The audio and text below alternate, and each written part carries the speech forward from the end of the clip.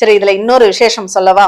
இந்த சுற்றுப்பிரகாரத்துல ஒரு தூண் இருக்கு இல்லையா, அந்த தூண்ல வந்து ஒரு சின்னதா ஒரு ஆஞ்சநேயர் விக்கிரகம் இருக்கும். நான் சின்ன வயசுல இருக்கும்போது இந்த ஆஞ்சநேயருக்கு ஸ்ரீராம ஜெயம் மாலை கட்டி போடுற வழக்கம் அப்படிங்கிறது எனக்கு இருந்தது.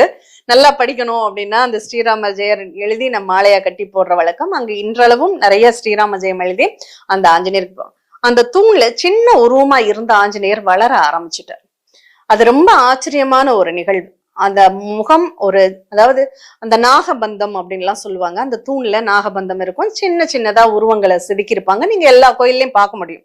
ஆனால் இந்த தூண்ல இருந்த ஆஞ்சநேயர் மட்டும் வளர ஆரம்பிச்சுட்டாரு. அது என்னால நான் உணர்ந்த ஒரு ஃபீல். அது அங்க உள்ளவங்க எல்லாருக்குமே தெரியும்.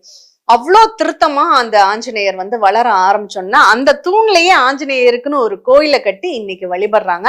அவ்வளவு அற்புதமா அந்த ஆஞ்சநேயருக்குன்னு உள்ள அலங்காரம் வந்து அவ்வளோ சிறப்பாக இருக்கும். அந்த அளவுக்கு சக்தி வாய்ந்த அம்மன் கோவிலில் இந்த ஆஞ்சநேயர் ரொம்ப சக்தி வாய்ந்தவராக இங்க இருப்பது மேலும் சிறப்புக்குரியது அப்படின்னு சொல்லலாம்.